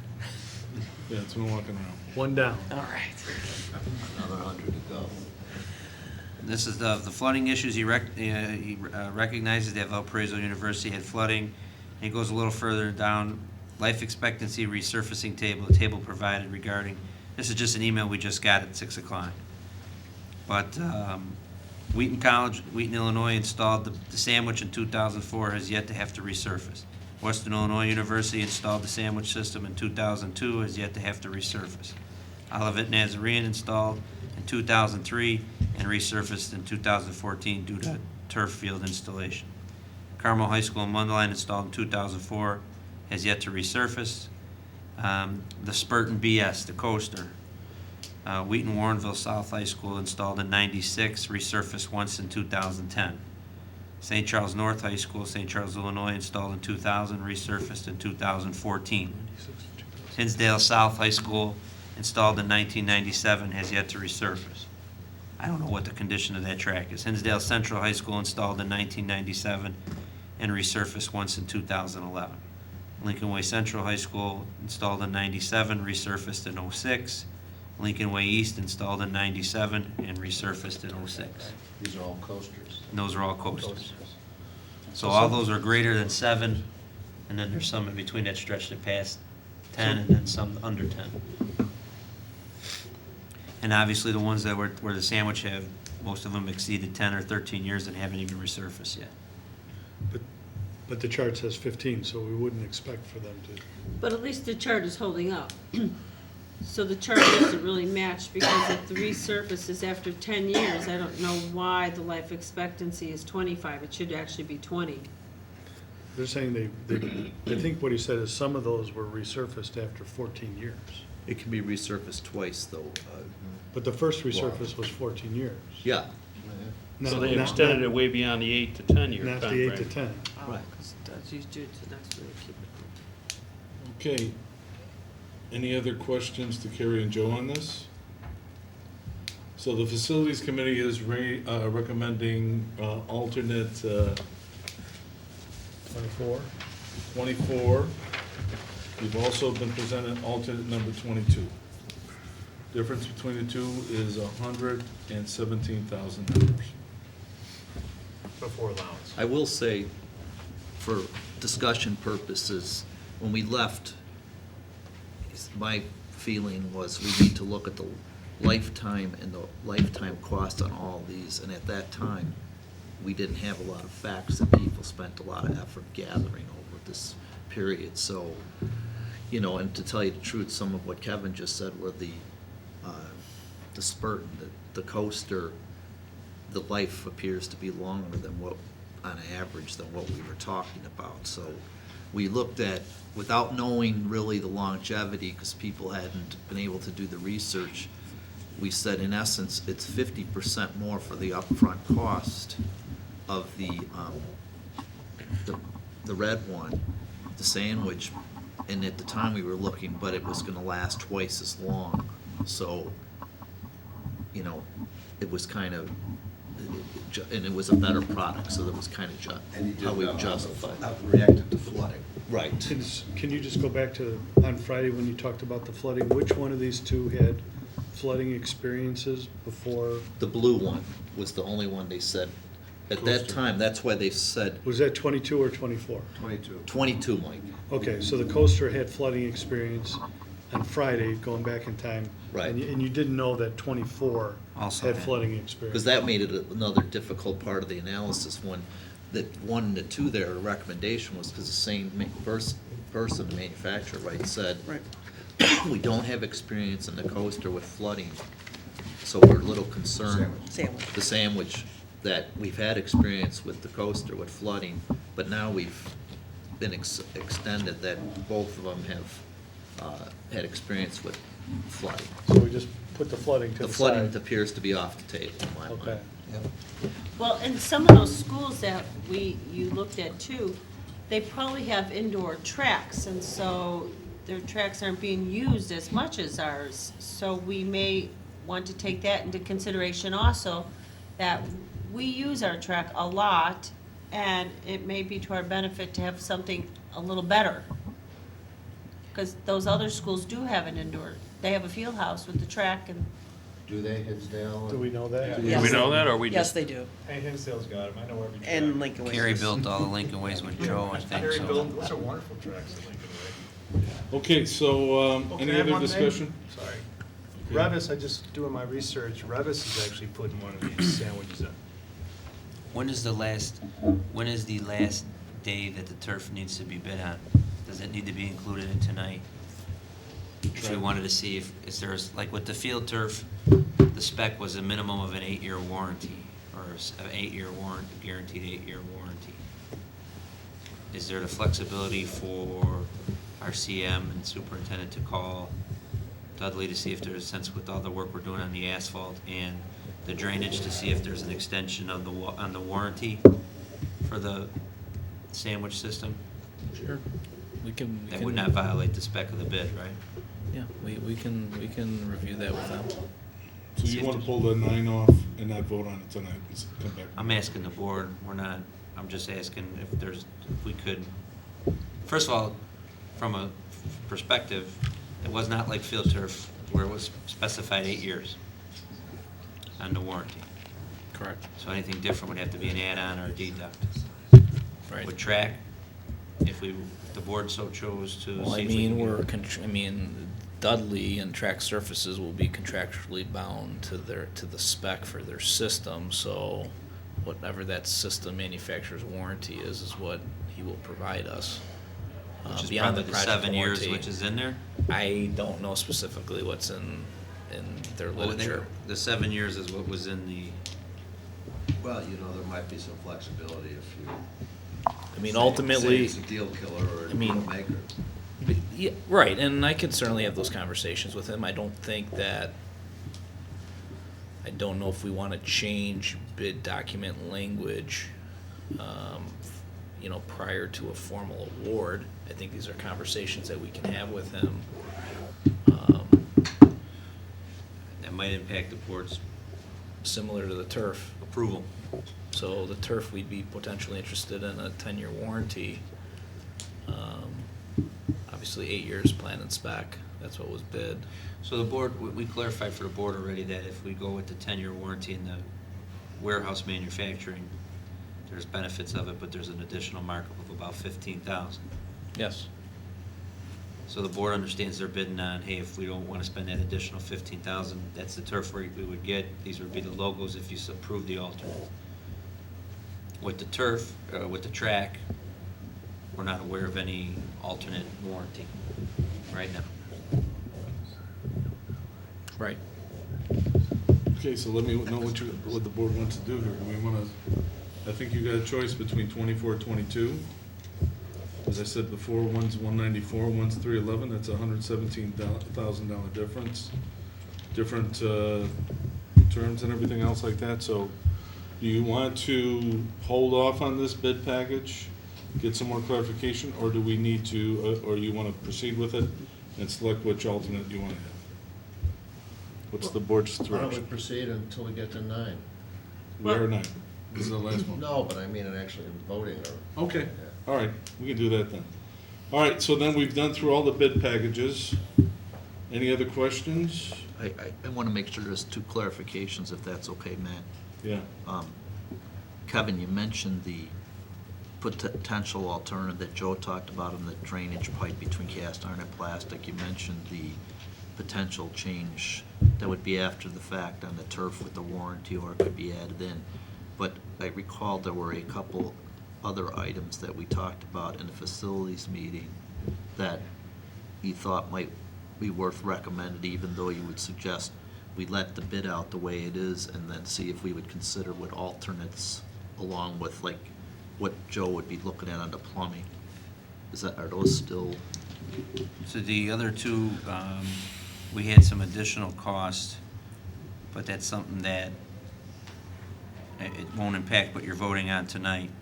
But there could be 2 possible adds, would be changing the swing gates to roll gates so that they're on wheels, and that the life expectancy of those gates is longer, and it doesn't damage the track or the asphalt. That was a value engineering thing, and after the fact, the savings, after going back to the fence contractor and just getting some general quotes, the additional expense is minimal, and it will increase the life expectancy of the gates, as well as surfaces under the gates. And then there was a small add-on, similar to around $10,000, for providing some copper pipe under the track, so that the hose spigot can be put in inside the turf. So you would just lift up a cover on the turf and be able to have all your hoses hooked up, so we wouldn't be running hoses across the track and having water damage or things sitting on the track. But those would not impact those are just things to make you No, but aware of. I want to make sure there's no surprise, like, after the fact. And then the last one that we had a pretty lengthy conversation on, and I can't remember how it appears to be addressed, was the lettering. What we decide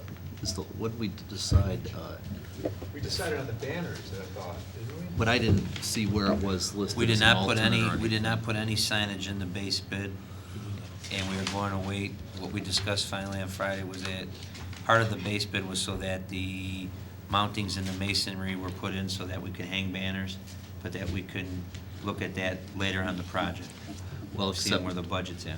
I suggested that, I'm not sure the board would think that's a good idea. I mean, that we hold off on certain items and maybe pay for them down the road, at least for the, I mean, these ones that we talked about, the plumbing, the turf warranty, the spigot, and the sliding gates, it's because we didn't have the information, and we sent it out for RFPs, but we did have the information on some of the lettering, and my was like $40,000 roughly. 32,000 for aluminum letters on the building, 5,000 for, just under 5,000 for banners, and then 1,100 for the construction side. So some of the discussion was, it seems pretty excessive to pay $32,000 for aluminum lettering, but maybe it might be worthwhile to put flags or something so there's some color and aesthetics to there, kind of the same reason we put the gate.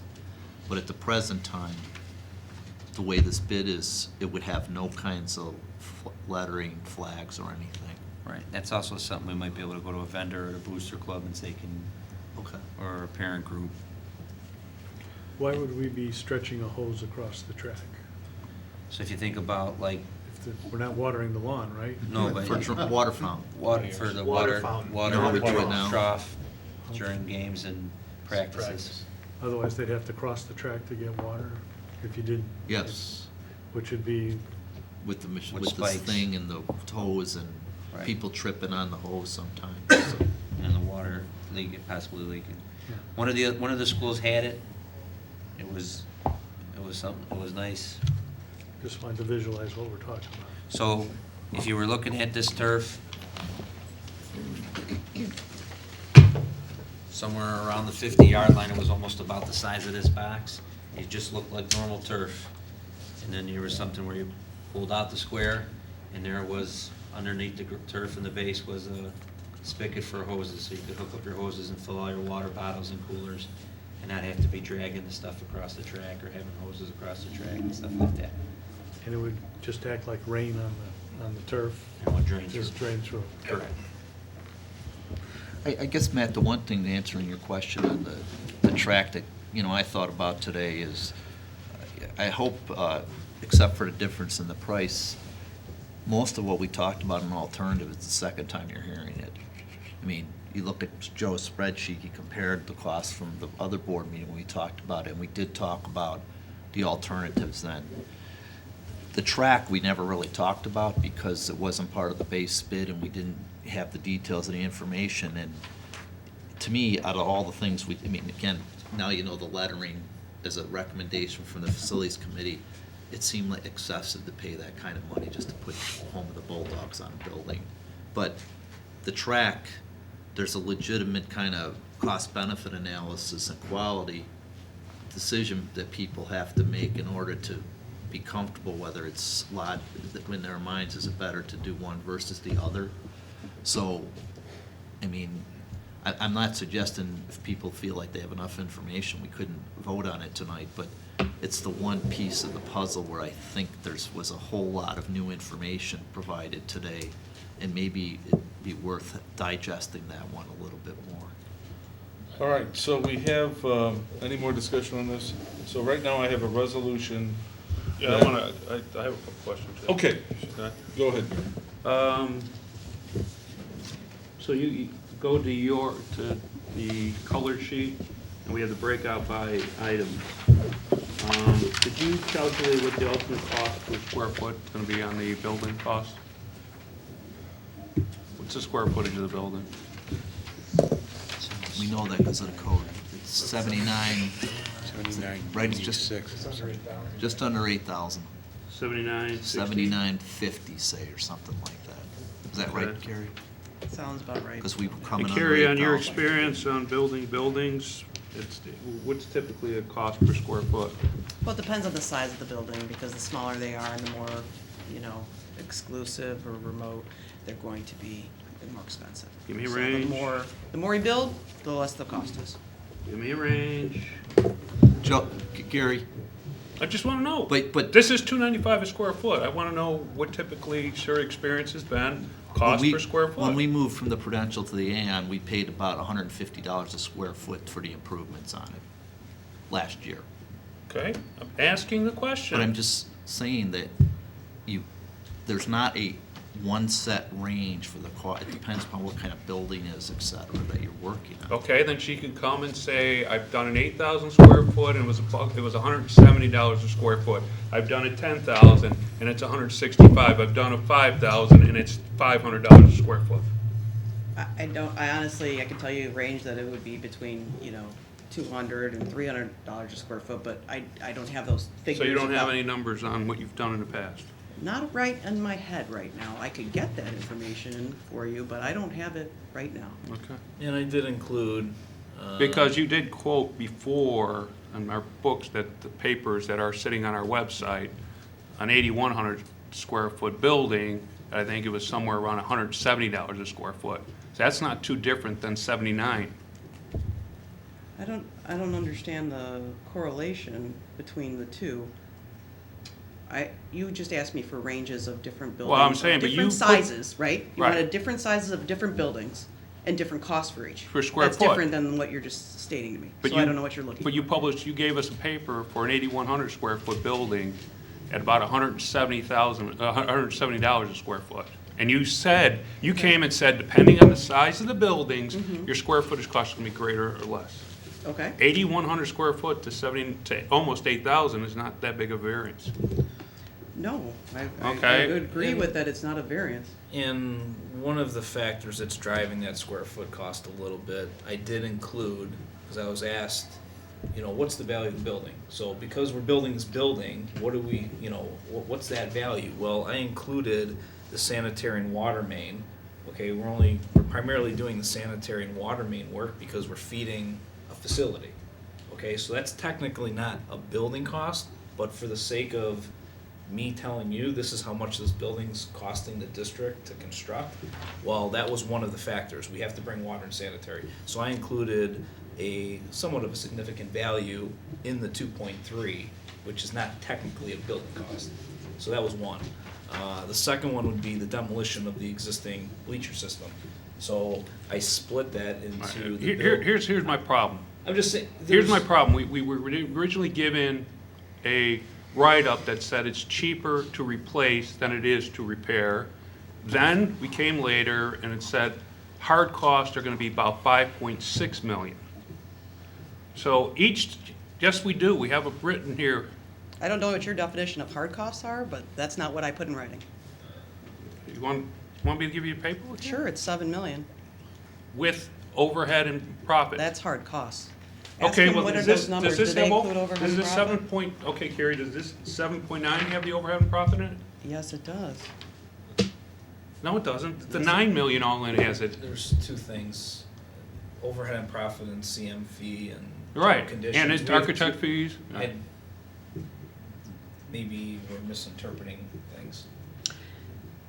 Okay, I'm just trying to reconcile this before I rush to vote, because it's been a steamroll here to go through this.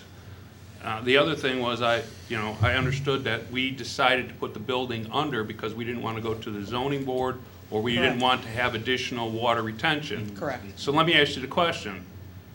If we had the buildings on the side, is the water retention that we currently have now adequate enough, or No. no? So how much more water retention would that be? I have no idea. We didn't go through that zoning process with the Brookfield. So we would have to put significant more in? Yes. Based on? Correct. All right, anybody else? So we have a resolution before us tonight, and I'd like to break it out if we could. What page? Page 69, the resolution starts there and goes to 70. And what I would like to do is divide it up into 3 resolutions. So the first resolution would go from 69 to 70 and stop right after approves Nicholas and Associates customer management in that whole 1 through 7, and stop there and vote for that. And then we can take and it's the board's discretion in this one, the next paragraph, and make that a motion, 1 through 8 and 10, and then we can vote 9 separately. Does anybody have any issue with that? Well, can we, because doesn't number 7 take into account the 10 bid packages? No, No. Track surface is track spreadsheet. surface is separate. Yeah. So if we do what Matt was suggesting, and I'm not opposed, I'm just making sure it's correct.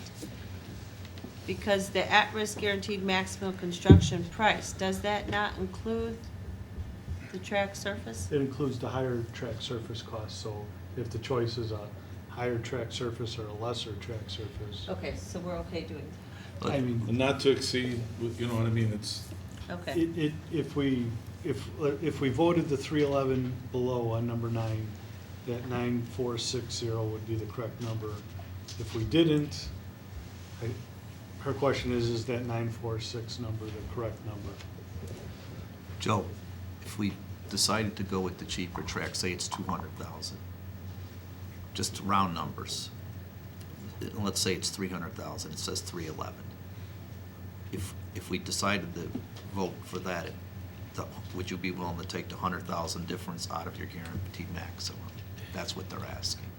If we vote on. If we decide to go with the coaster and it's about 100, I'm just rounding, it's a round number's 100,000 less, then would you agree to reduce your guaranteed maximum by 100, whatever the Yeah, difference it's is? gonna be close enough. Yeah. So what we should do based on Mike's is do them in the opposite order then, probably, if that's okay, Matt. We would do the ones with the bid packages Okay. first, I can do that. do the track, and then if it stays the same, we could just read the other one, and if it changes, Joe would have to be willing to agree to. If it changes, on the Tim is spot. on the Excel sheet, so if one of the alternates changes, it gives us a new total for Joe's fee, and All right, so One- can I- Hold on, let me, One quick because it's a important little comment. on the spot, I want to Yeah. make sure Yeah, you're one okay quick, with that. one quick comment, scroll down to page 7. Okay, site work in concrete, it's not, there's 2 reamers. This is not JS Reamer Engineering, this is Reamer, Oh, I this is picked, not JS Reamer Excavating, this is Reamer Engineering and Land Development. 2 Okay. different companies, but they both perform the same thing. okay, we can fix that when we read it. so it has to be Reamer, Engineering and Engineering. land And Land development. Development, correct. And what number is that? This is. Number One, Number item one. 1. Okay. okay, so we change that. All right, so I need a motion on bid packages 1 through 8. Do you want me to and read 10. the resolution to get to there? Yeah, we can do that, let's do that. All I right. think we're gonna need a little help from our attorneys on the end of the table. Whereas the Board of Education of Riverside High School District 208, Cook County, Illinois, has retained DLA Architects as architect and Nicholas and Associates, Inc. as contract manager to advise the district and manage certain life safety and capital improvements of district property, primarily consisting of replacing the athletic facilities and installing a parking lot west of Gulf Road and replacing portion of the roof on the school building east of Gulf Road. Whereas the board has established a facilities committee to work with the consultants and administration and consider and discuss the life safety and capital improvements in a public forum. Whereas the administration has worked closely with the district consultants and facilities committee, and the facilities committee administration and consultants have considered alternatives for life safety and capital improvements. Whereas the facilities committee, let me read yours. Where am I?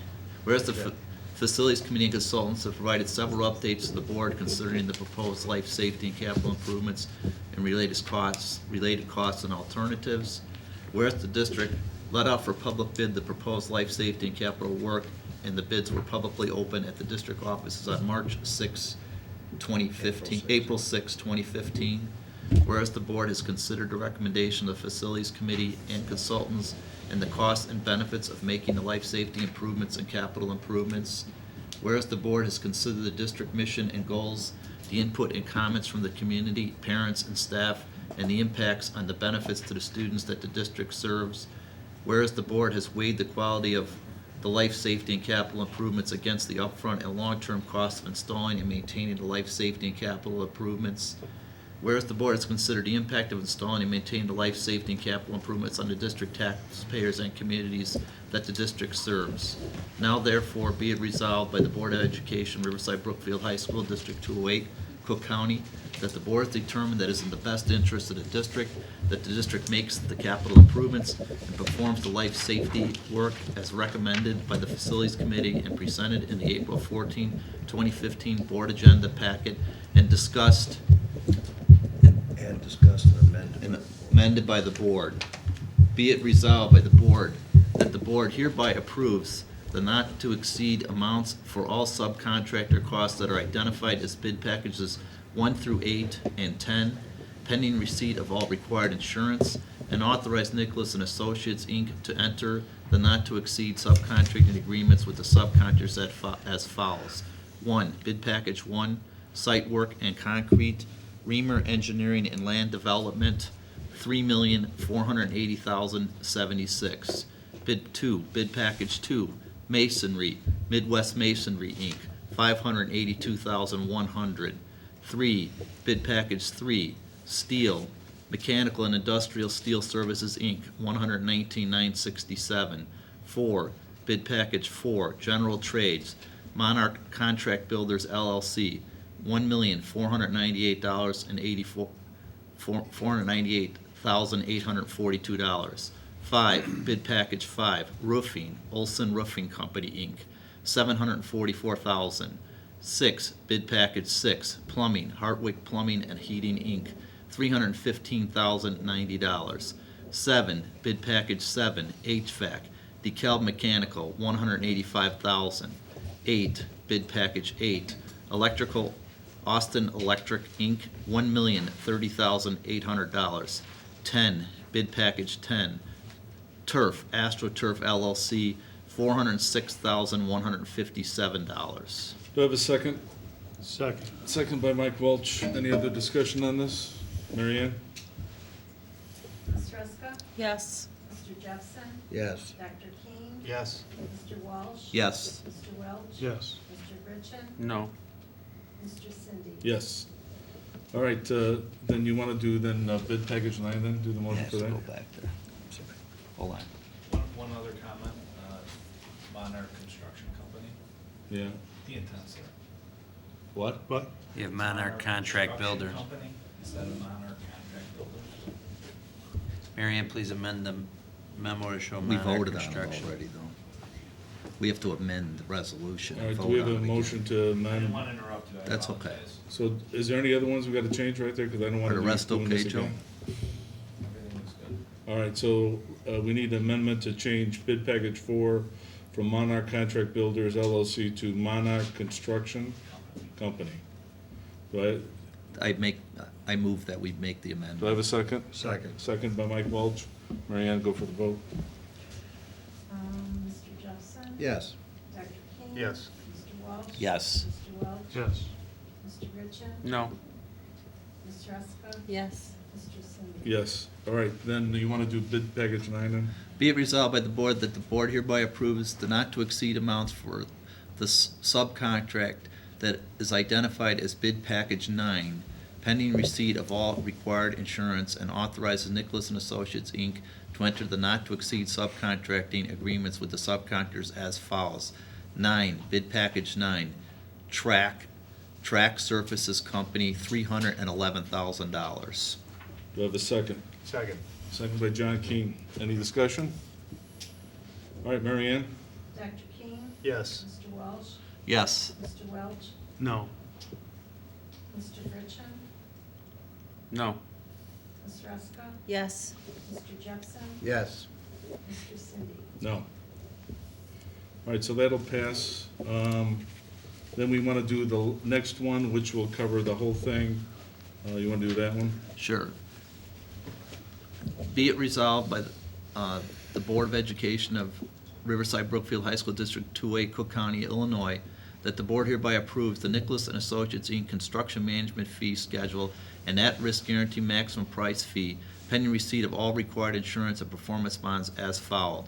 1, contract management fee of 4.75% of the total construction costs not to exceed $412,954,000.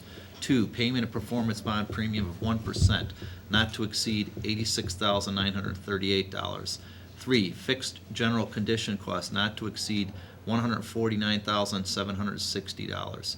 4, insurance premium not to exceed $10,000.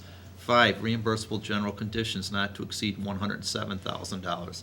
6, total payment to Nicholas and Associates, Inc. not to exceed $649,652. And 7, at risk, guaranteed maximum construction price of $9,460,422. So the second? Second. Second by Laura Buska. Mary Ann?